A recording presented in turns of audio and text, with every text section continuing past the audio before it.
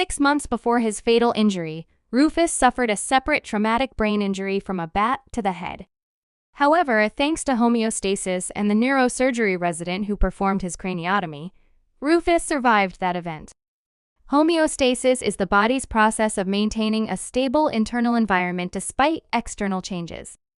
This process involves negative and positive feedback mechanisms, crucial for healing and recovery. Negative feedback mechanisms are processes that counteract changes from the normal state, helping to restore the system to its original condition or to maintain homeostasis. In Rufus's case, several negative feedback mechanisms would have been activated following the craniotomy. 1. Inflammation control. After the injury and surgery, the body's immediate response would be inflammation to isolate the area and prevent further damage. Inflammatory mediators would increase blood flow and bring white blood cells to the site to fight infection and start the healing process.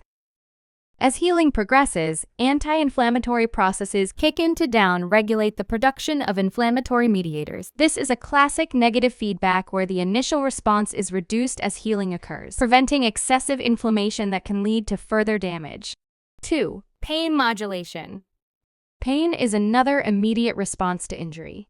Pain signals are sent to the brain, alerting it to the damage. The brain, in turn, releases endorphins, natural pain relievers, to modulate pain perception, a negative feedback mechanism aimed at stabilizing the body's condition. 3. Hormonal adjustments. Stress from the injury and surgery triggers the release of stress hormones like cortisol and adrenaline. These hormones mobilize energy reserves for tissue repair and alertness, which is critical right after injury. As stress levels decrease during recovery, the secretion of these hormones is reduced, maintaining energy balance and preventing excessive stress responses.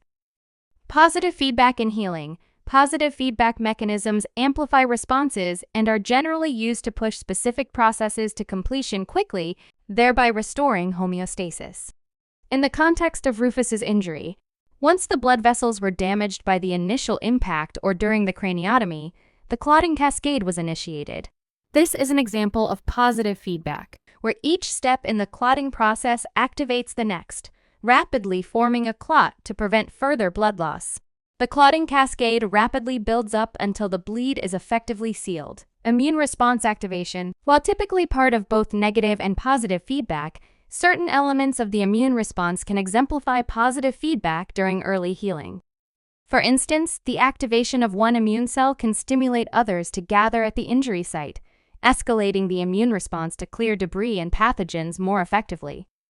In summary, homeostasis during Rufus's recovery involved negative and positive feedback mechanisms working together to manage the damage from the injury, control the responses like inflammation and pain, and ensure effective and timely healing. Negative feedback primarily helped stabilize his internal environment, ensuring conditions didn't deviate too far from the norm, while positive feedback ensured rapid responses where needed, such as in clotting and parts of the immune response.